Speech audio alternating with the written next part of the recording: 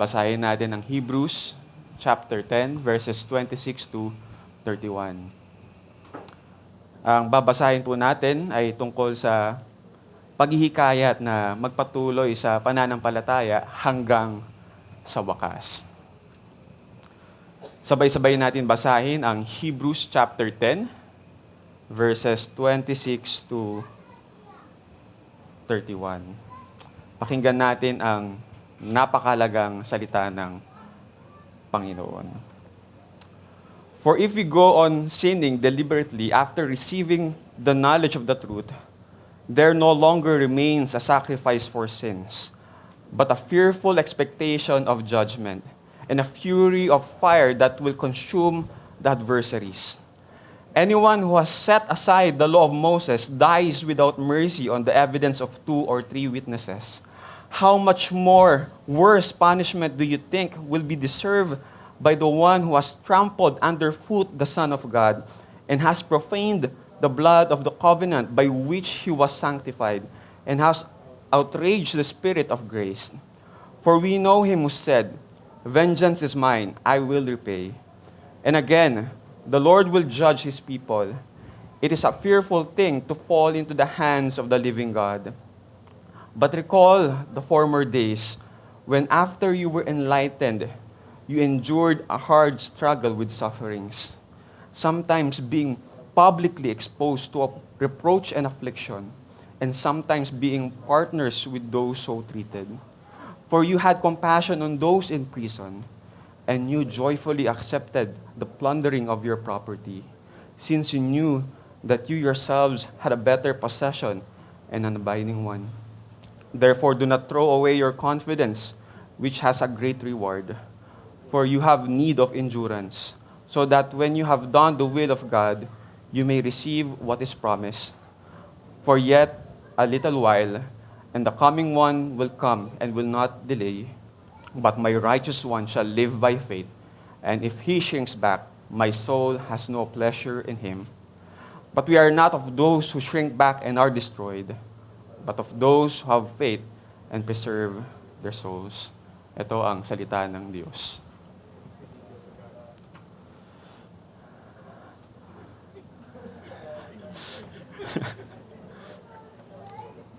Sanay pa rin po tayo sa English, ano?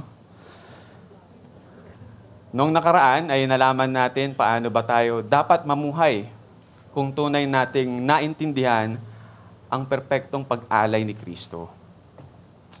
Ang pag-alay ng buhay ni Jesus ay nagdudulot ng pagbabago sa ating pakikitungo sa Diyos at pagbabago sa ating buhay. Binigyan tayo ng 3 paghihikayat kung paano natin isasabuhay ang katotohanan na ito. Una, malaya na tayong lumapit sa presensya ng Diyos sa pamamagitan ng pananampalataya. Dati ay may mga pagbabawal na pumipigil sa mga tao na lumapit sa presensya ng Diyos. Pero dahil sa dugo ni Jesus na dumanak para sa atin, binuksan niya para sa atin ang isang bago at buhay na daan upang mapalapit sa Diyos. Pangalawa, dapat natin panghawakang mabuti ang katotohanan na nagbibigay ng pag-asa. Sa gitna ng pagsubok at paghirap, ay dapat mas lalo nating panghawakan ng matatag at walang pag-aalinlangan ang katotohanan. Hindi dapat tayo mapanghinaan at magduda sapagkat tapat ang siyang nangako sa atin. Pangatlo, dapat natin sadyang hikayatin ang isa't isa sa pag-ibig at sa mabubuting gawa. Kung meron tayong ganap na pananampalataya at pag-asa kay Kristo, ito ay natural na magresulta sa pagmamahal at paggawa ng mabuti sa ating kapwa. Ito ang mga nararapat na tugon sa ginawa ng Panginoon para sa atin. Pero ngayon, sa nabasa natin, makikita natin na nagbigay ang author ng Hebrews ng pagpapaalala at pagpapalakas ng loob sa mananampalataya upang sila ay magpatuloy. No, kapag tayo ay magbibigay ng payo sa iba, madalas tayo ay nagsasabi ng mga salita na nagpapatibay, na may halong pagpapaalala.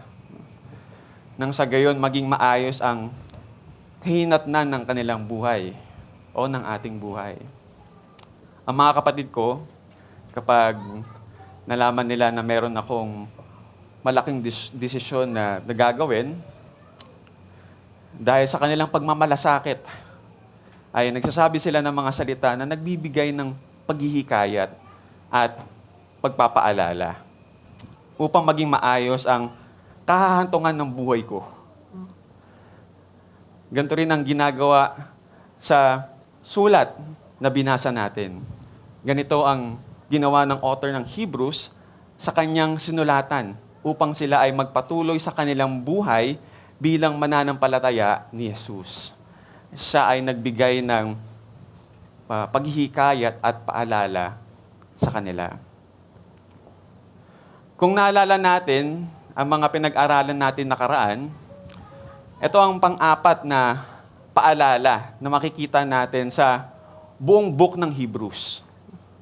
Balikan lang natin saglit ang mga paalala na ito upang matandaan at maalala natin. Makikita natin sa Hebrews chapter 2, verse 1, na nagbigay ito ng paalala na dapat lalo natin panghawakan mabuti ang mga narinig natin upang hindi tayo maligaw. Pangalawa, sa Hebrews chapter 3, mababasa natin na nagbigay ng paalala laban sa kawalan ng pananampalataya. Sa Hebrews chapter 5, particularly in verse 11, sinabihan sila na mahirap ipaliwanag sa kanila ang katotohanan dahil napakabagal nila umunawa. Ngunit, binigyan pa rin sila ng paghihikayat na magsikap o magpursige sa kanilang paglago. Mahalata natin kung paano ilang beses nagbigay ng paghihikayat at pagpapaalala upang sila ay manatili sa pananampalataya. Ang titignan natin ngayon ay yung pang-apat na paalala kung saan tayo ay dapat magpatuloy sa ating pananampalataya. We entitled our sermon, Endure to the End. Endure to the end. Kinuha ko ito sa mismong sinabi ni Jesus sa Gospels. No? Sinabi niya po doon na he who endures to the end shall be saved. O ang mananatiling tapat hanggang sa wakas ang siyang maliligtas. Umaasa po tayo sa tinuro at sinabi ng ating Panginoong Jesus.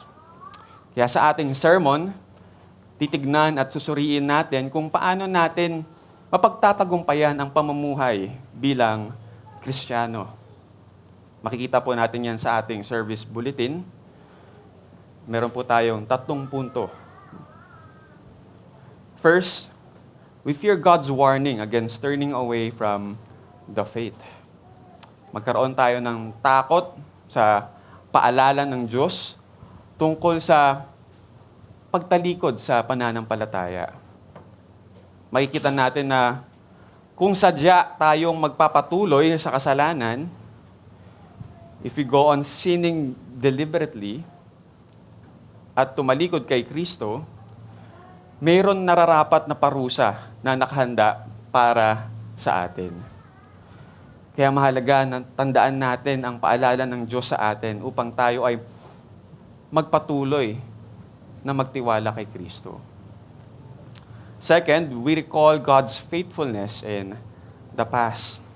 Alalahanin natin ang katapatan ng Diyos noong nakaraan. Isa sa mga paraan kung paano tayo magpapatuloy sa ating pananampalataya ay ang pag-alala sa katapatan ng Diyos. Third, we trust God's preservation in order to endure. Magtiwala tayo sa pag-iingat ng Diyos upang tayo ay makapagpatuloy. Kailangan natin maunawaan na ang Diyos ang nag-iingat at nagpapanatili sa atin upang tayo ay magpatuloy. So this afternoon, the Word of God is teaching us, we who belong to Christ will not turn away from the faith, but instead will persevere and endure to the end. Itinuturo sa atin ang salita ng Diyos na tayo mga kabilang kay Kristo ay hindi tatalikod sa pananampalataya, kundi siguradong magpapatuloy at magtitiis hanggang sa wakas. Para sa mga kids, David, kakagising lang, no? Alalahanin niyo itong 3 points at itanong niyo kay mama at papa kung ano ba ang ibig sabihin nito. First point, look down. Tumingin tayo ipababa at magpakumbaba sa paalala ng Diyos sa atin. Ang second point, look back. Balikan natin ang katapatan ng Diyos noon. Third point, look forward. Makakaasa tayo na ang Diyos ang mag-iingat sa atin. Ang salita ng Diyos ay tinuturuan kayo na makakaasa kayo kay Kristo, na mananatili kayo hanggang sa wakas kung tutuon lang kayo sa Kanya. So kids, remember our 3 key words: look down, look back, and look forward. So we will now turn to our first point. We fear God's warning against turning away from the faith. Basahin po natin yung verses 26 and 27. Sabi po rito, "For if we go on sinning deliberately after receiving the knowledge of the truth, there no longer remains a sacrifice for sins, but a fearful expectation of judgment and a fury of fire that will consume the adversaries." Pinapaalalahanan tayo upang hindi tayo mapahamak at para rin ito sa ating ikabubuti. Ang buhay po natin ay punong-puno ng paalala. Simula pa nung bata pa tayo, kung saan ang mga magulang natin ay araw-araw tayong pinapaalalahanan.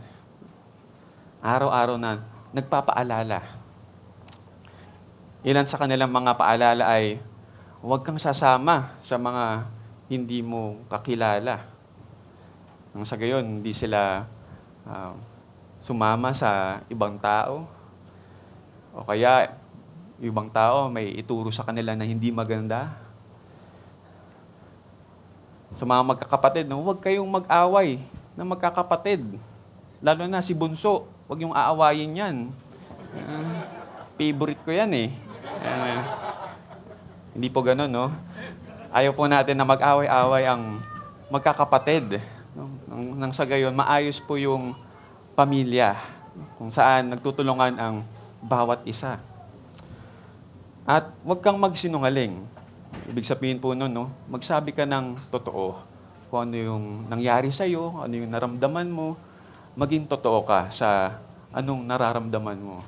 Hindi po ba't yung mga paalala na ito ay upang hindi tayo mapahamak at para ito sa ating ikabubuti.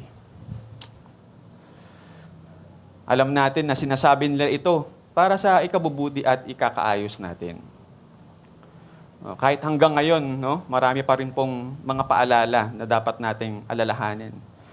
Sa daanan, may mga paalala patungkol sa batas trapiko. Sa trabaho, may mga paalala patungkol sa paano natin gampanan ang ating gawain. At karamihan sa mga paalala na ito ay nakakatulong sa ating buhay. At ang Bible ay nagbibigay ng maraming paalala upang ang mga tao ay mamuhay ng may kaayusan at sumunod sa kalooban ng Diyos. Pag-uusapan natin ang isa sa mga binigay na paalala. sabi rito sa ating binasa, kung sadyain pa rin natin magkasala, matapos nating malaman at tanggapin ang katotohanan, wala nang handog na may aalay pa para sa ikapapatawad ng ating mga kasalanan. Ang naghihintay na lamang sa atin ay katakot-takot na parusa. Makikita natin na ito ay isang paalala para hindi tayo papahamak at para sa ating ikabubuti bilang mananampalataya. Ang nais po ng Diyos na hindi tayo magpatuloy sa kasalanan at manampalataya lamang kay Kristo. Ang author ng Hebrews pagkatapos magbigay ng paghihikayat ay nagbigay ng paalala upang makasigurado na ang mga mananampalataya ay magpatuloy na magtiwala kay Jesus. Kung iintindihan natin ng maigi ang konteksto, may ilan na nagpatuloy sa kanilang kasalanan at hindi kinilala si Jesus bilang anak ng Diyos. Makikita po natin yan sa verse 29. Bagkus pagkatapos nilang malaman at tanggapin ang katotohanan patungkol sa pag-alay ni Kristo, mas pinili pa rin nila na magtiwala sa kakayahan nila na maghandog ng alay para sa kapatawaran ng kanilang mga kasalanan. Kaya sabi ng author ng Hebrews, wala nang handog pa para sa ikapapatawad ng ating mga kasalanan at katakot-takot na parusa ang kanilang siguradong haharapin. Gusto ko lang linawin na hindi kasalanan ang maghandog ng alay nung panahon nila. Alam po natin kung tayo po ay nagbabasa ng Old Testament na ito po ay mismong inutos ng Diyos sa kanyang mga tao nang sa gayon sila ay makalapit sa kanyang presensya at makapagbigay ng handog. Ngunit, nung nalaman na nila na ang paghahandog ng alay ay hindi makakapawi ng kasalanan, at nalaman din nila na ang pag-alay lamang ni Jesus ang makakapagtanggal ng lahat ng kasalanan, pero kung hindi pa rin sila maniniwala rito, wala nang pag-asa at kapatawaran para sa kanila. Ito po yung gustong bigyan linaw ng author ng Hebrews. Na nalaman na nila na sapat na yung pag-alay ni Jesus para sa kanilang kapatawaran ng kasalanan at hindi na kailangan mag-alay ng hayop sa templo, pero tinanggihan pa rin nila yung ginawa at ginanap ni Jesus. Hindi pa rin nila ito pinaniwalaan. Bagkus mas nais pa nila na bumalik na lang dun sa dati nilang ginagawa.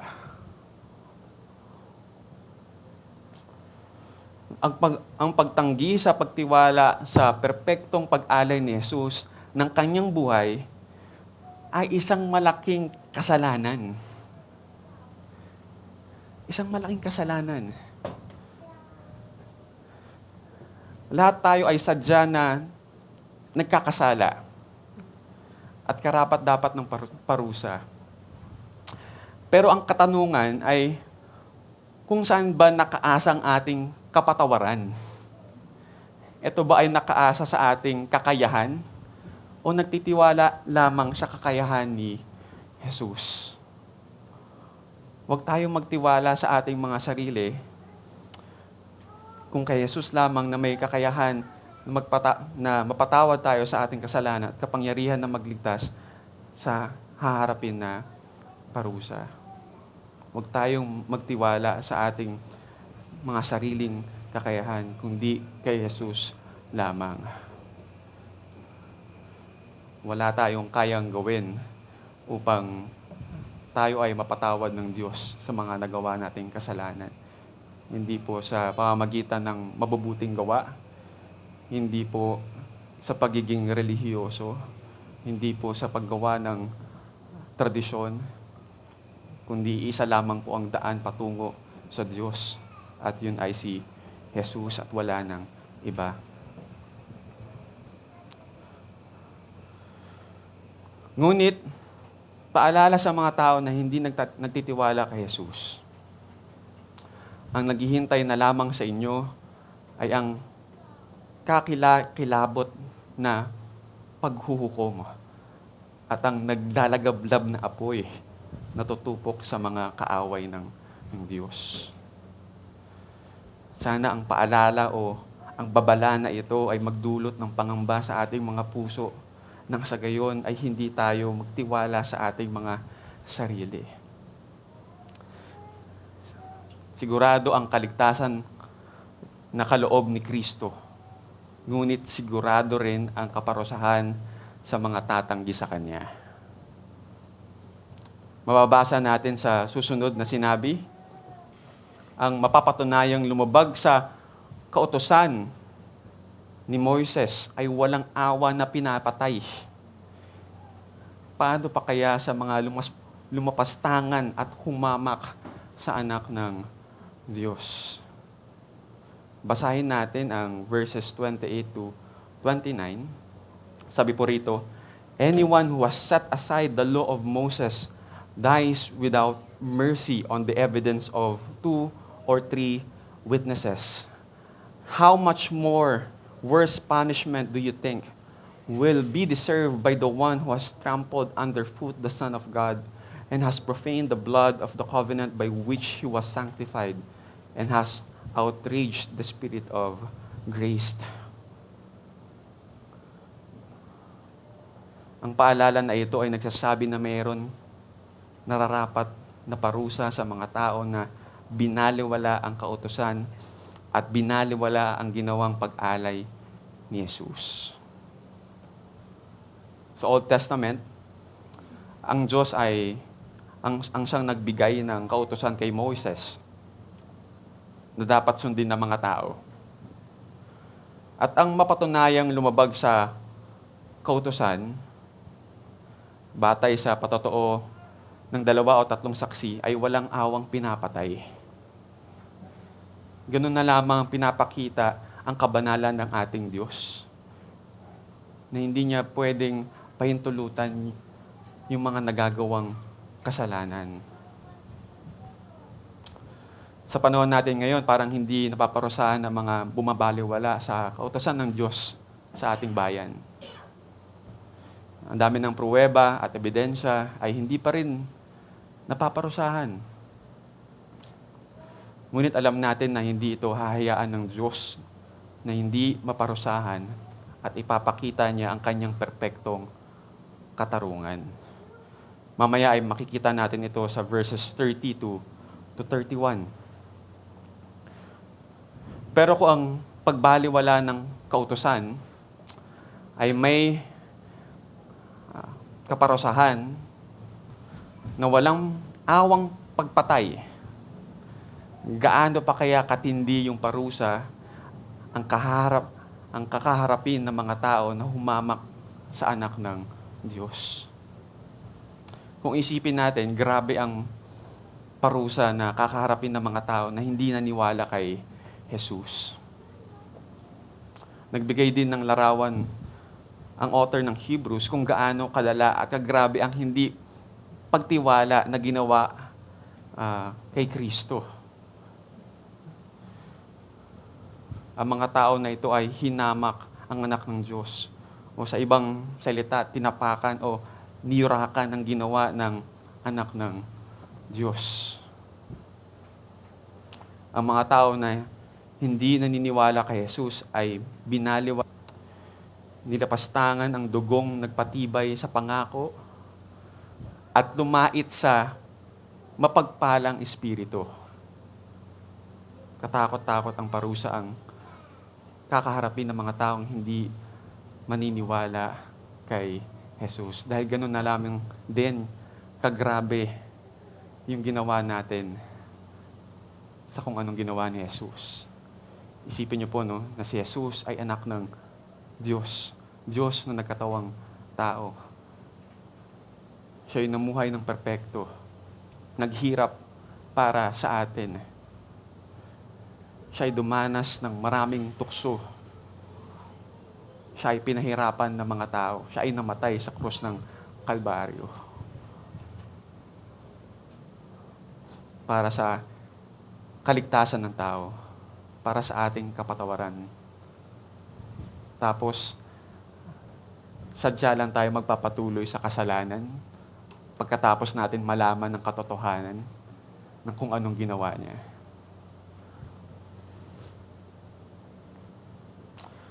Paalala ito na dapat mangamba at matakot ang hindi kinikilala si Kristo bilang Panginoon at tagapagligtas dahil sigurado ang parusa ng Diyos sa mga taong ito.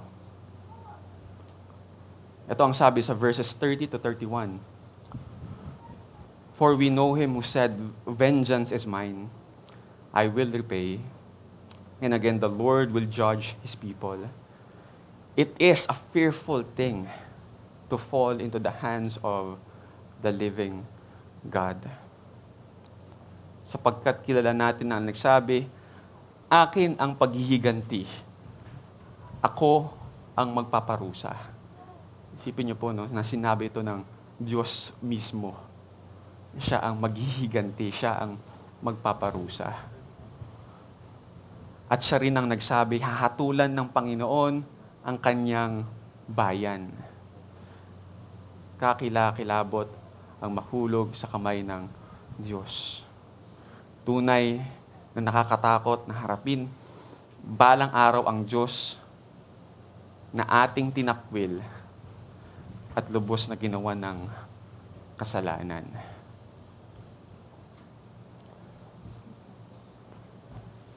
Pero kailangan po natin alalahanin, no, na sinabi po ito ng author ng Hebrews bilang paalala.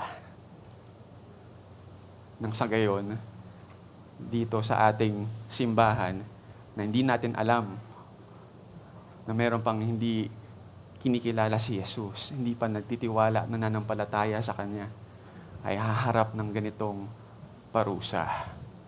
Lahat tayo dito nakarinig ng Kanyang katotohanan, narinig ang Kanyang ebanghelyo. Kaya wala po tayong rason na hindi magtiwala at manampalataya sa Kanya. Dahil siya ang Diyos na tapat na magliligtas sa atin at papatawarin tayo sa ating kasalanan. Kaya yung author ng Hebrews, no, kung titingnan po natin, kung babasahin natin ito ng maigi, hindi lang ito pagbibigay ng panakot. No, baka mawala yung kaligtasan nyo kapag hindi kayo magpapatuloy sa iyong pananampalataya. Hindi po yun yung puso at nais ng author ng Hebrews dito. Kundi yung puso niya para sa mga mananampalataya. Ayaw niya, yung kasama niya sa kanyang simbahan, na mangyari ito. Kaya ganun na lamang yung paalala niya. Sana may ganun din po tayong puso para sa ating kasamahan dito sa simbahan, na lagi nating pinaalalahanan ng bawat isa na magkaroon tayo ng takot at pangamba sa Diyos. Dahil alam po natin na merong siguradong kaparusahan sa taong hindi naniniwala at nananampalataya kay Jesus. It is a fearful thing to fall into the hands of the living God. Na kung meron po tayong kasamahan sa ating simbahan na nagpapatuloy sa kasalanan, nakikita natin yung pamumuhay na hindi ayon sa katotohanan. Mapagmahal natin sa sabihan at paalalahanan ng katotohanan. Hindi lang po yun, na paalalahanan natin kung gaano ba katapat ang ating Diyos. Tignan natin ang pangalawang punto. We recall God's faithfulness in the past. Pakita po natin dito sa verses 32 and 34. But recall the former days. After you were enlightened, you endured a hard struggle with sufferings, sometimes being publicly exposed to reproach and affliction, and sometimes being partners with those so treated. For you had compassion on those in prison, and you joyfully accepted the plundering of your property, since you knew that you yourselves had a better possession and an abiding one. Alalahanin natin ang ginawang kabutihan at katapatan ng Diyos, lalo na sa mga paghihirap na pinagdadaanan natin. Ang author ng Hebrews, pagkatapos magbigay ng mabigat na babala, ay nagbigay ng panawagan na alalahanin ang katapatan ng Diyos, kung paano sila nagtiis at nanatili sa gitna ng matinding paghihirap. Sa binasa po natin sa verses 33 at 34, makikita natin kung ano yung pinagdaanan nilang hirap. Sabi dito, kung minsan sila ay iniinsulto at pinapahirapan sa publiko, sa harap ng maraming tao. Kung minsan sila ay umaalalay sa mga kasamahan nila na nakaranas ng parehong paghihirap. Dinamayan nila ang mga nakakulong at hindi sila nalungkot nung ninakawan sila ng kanilang mga ari-arian. Noong mga panahon na ito ay nakaranas sila ng matinding hirap, ngunit sila ay nanatili at nagpatuloy sa pananampalataya. Alam po ng author ng Hebrews yung mga pinagdaanan nila noon. Pwede po natin masabi na kasama ng author ng Hebrews yung mga sinulatan niya. Dahil alam niya yung mga paghihirap na pinagdaanan nila. Ganun din po ba tayo? Alam po ba natin yung mga pinagdadaanan ng kasama natin? At nakikita din po ba natin yung katapatan ng Diyos sa kanilang buhay? Na pwede po natin masabi, alalahanin mo yung katapatan ng Diyos. Recall the former days when you are enlightened, when you endured.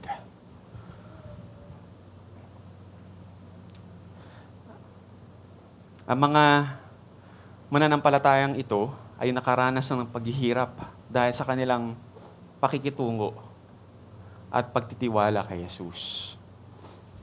Kaya nais ng author ng Hebrews na sila ay mapaalalahanan nito para makapagbigay ng paghihikayat at pagpapalakas ng loob upang ang mga mananampalataya ay magpatuloy.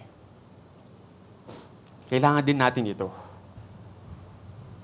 Kailangan natin magbalik tanaw sa mga panahon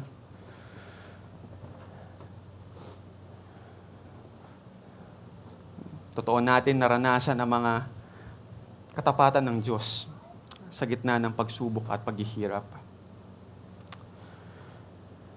Dahil nagbibigay ito ng pag-asa kung saan maintindihan natin na ang Diyos ang patuloy na tumutulong at gumagabay sa ating lahat hanggang ngayon. Kung ikaw ay napanghihinaan ng loob, balikan mo ang mga panahon kung saan tunay mo na nadama ang kalakasan at kagalakan na galing sa ating Panginoon. Kung ikaw ngayon ay nahihirapan, balikan mo ang mga panahon kung saan naranasan mo ang pagmamagandang loob at pagbibigay ng probisyon ng ating Panginoon. Bilang Kristiyano, palagi tayong mayroon babalikan. Meron tayong mababalikan kung saan naranasan natin ang katapatan ng Diyos. Nais din ng author ng Hebrews na ang mga mananampalataya ay magpatuloy sa paggawa ng mabuti sa kanilang mga kasamahan. Binalik tanaw din po ng author ng Hebrews yung mga ginagawa ng kanilang kasamahan noon. Inalayan nila ang mga kasamahan at dinamayan nila ang mga tao sa kulungan.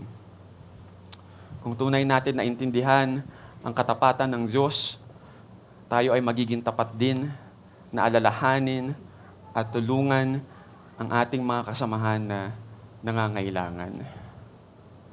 Higit sa lahat, kung alam natin na higit na mabuti at nananatili ang kayamanang nakalaan sa atin, tayo ay magpapatuloy sa pananampalataya at pagtulong sa kapwa.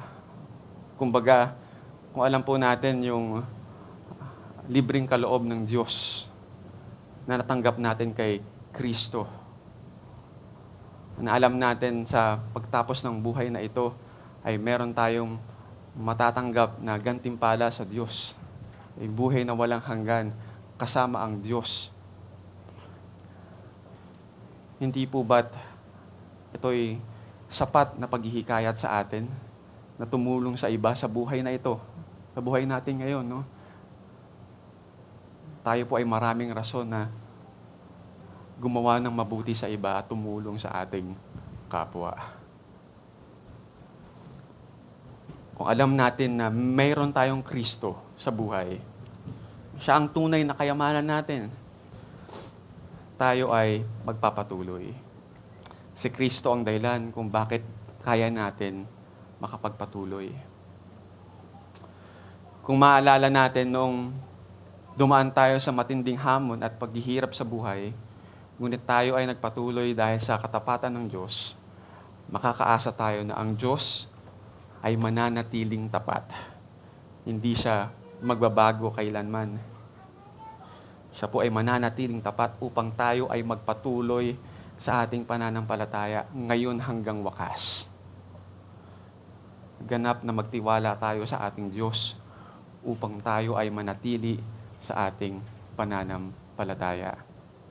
Turning to our last point, we trust God's preservation in order to endure. Let's read verses 35 to 39. Therefore, do not throw away your confidence, which has a great reward. For you have need of endurance, so that when you have done the will of God, you may receive what is promised. For yet a little while, and the coming one will come and will not delay, but my righteous one shall live by faith. And if he shrinks back, my soul has no pleasure in him. But we are not of those who shrink back and are destroyed, but of those who have faith and preserve their souls. Ang tanging kumpiyansa o kasiguraduhan na tayo ay magpapatuloy sa pananampalataya ay ang Diyos. Ang Diyos mismo na nag-iingat sa atin. Ang ating Panginoon ang magprepreserba sa atin. Kaya napaka-importante na ang kumpiyansa natin ay nakakapit kay Kristo, nakakapit kay Kristo lamang, na nagbigay sa atin ng isang bago at buhay na daan kung saan binigyan tayo ng kasiguraduhan na tayo ay mananatili at magpapatuloy hanggang wakas. At tayo ay makakatanggap ng dakilang gantimpala. Ngunit ang realidad minsan ay kung kumpiyansa ay nakakapit lamang sa ating sarili, ay madali tayong mapanghinaan ng loob. Madali tayo mapanghinaan na magpatuloy. Ang author ng Hebrews ay sinabihan sila na huwag mawalan ng pananampalataya. Do not throw away your confidence, sapagkat dakila ang naghihintay na gantimpala para sa kanila. Sa gitna ng paghihirap, natural lang na mapanghinaan ng loob. Ngunit huwag tayong mawalan ng pananampalataya. Bagkus lalo pa natin ito palakasin upang tayo ay magpatuloy. Makikita natin sa verse 36. Alam ng author ng Hebrews na kailangan nila magtiis upang masunod nila ang kalooban ng Diyos at matanggap nila ang Kanyang ipinangako. Ang kalooban ng Diyos ay ang Kanyang mga hinirang, tayo, Kanyang mga pinili, ay magpatuloy hanggang sa wakas at matanggap ang Kanyang pangako.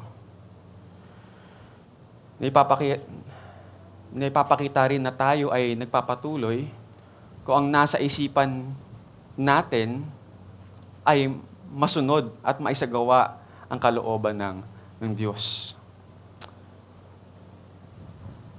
Makikita natin sa susunod na verse kung saan kinuha ng author ng Hebrews sa kanyang sinabi sa Habakkuk chapter 2, kung saan maobserbahan natin na nais ng Diyos sa pagdating ni Jesus, the coming one, and will not delay, ang kanyang mga tagasunod ay susundin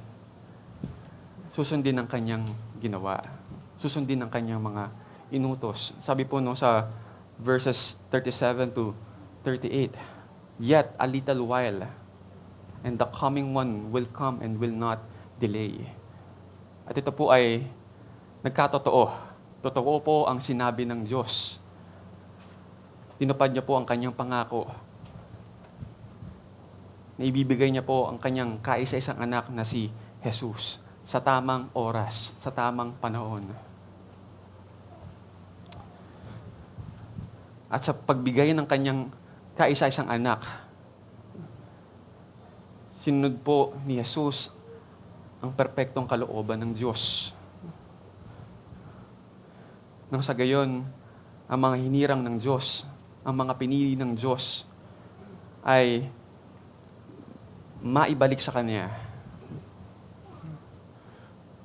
Na sila ay maturing bilang anak ng Diyos. Na sila ay maging tuwid sa harapan ng Diyos. Sabi po sa verse 38, but my righteous one shall live by faith. Tayo pong mga ginawang tuwid ng Diyos ay dapat mamuhay sa pananampalataya. Dahil alam po natin na ang katuwiran natin ay si Jesus lamang at wala nang iba. Sabi po dito, and if He shrinks back, my soul has no pleasure in Him. Hindi po kalugod-lugod sa harapan ng Diyos ang mga taong hindi nagpapatuloy. Nais po ng Diyos na tayong lahat na totoong nananampalataya kay Kristo ay magpatuloy. Kaya ganun na lamang po yung pagbibigay ng paalala at paghikayat ng author ng Hebrews. Sa huling passage na ating babasahin, but we are not of those who shrink back and are destroyed. Pinaalalahanan ng author ng Hebrews ang ating pagkakakilanlan.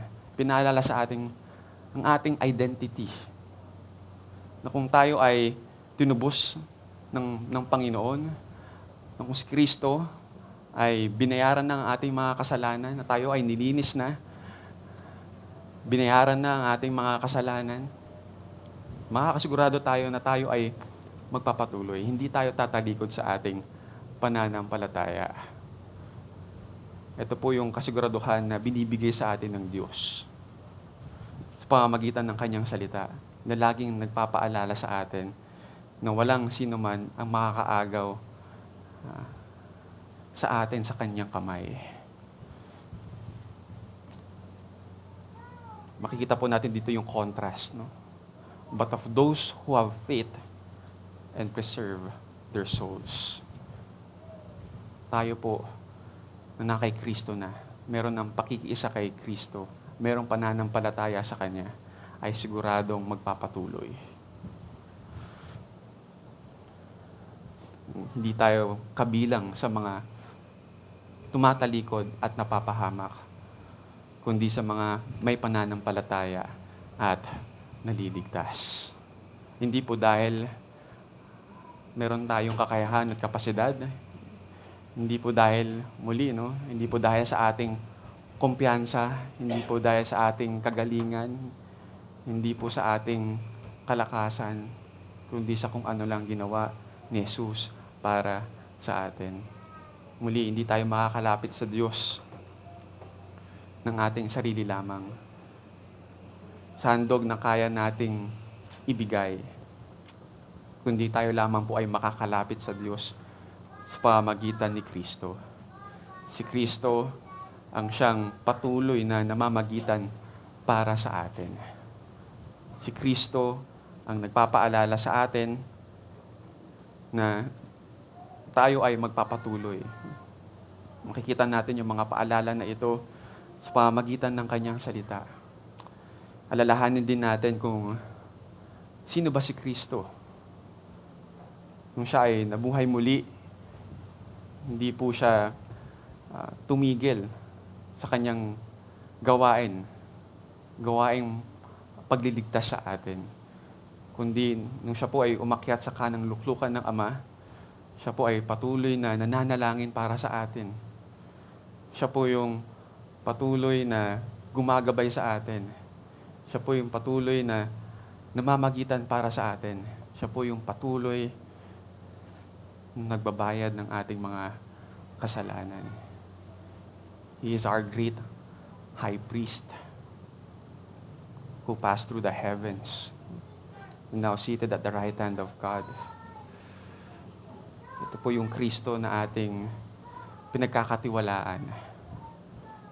Kristo na merong kakayahan at kapangyarihan na iligtas ang tao makasalanan kung tayo lamang ay magtitiwala at mananampalataya sa Kanya. Hindi lamang po iligtas, no? Kundi siya rin po yung may kakayahan na tayo po ay makapagpatuloy sa pananampalataya natin. So, paano natin mapagtatagumpayan ang pamumuhay bilang Kristiyano? Tayong mga kabilang kay Kristo ay siguradong magpapatuloy. Hindi tatalikod sa pananampalataya, kundi magpapatuloy at magtitiis hanggang sa wakas. We who belong to Christ will not turn in the faith, but will continue to the end. Let us pray.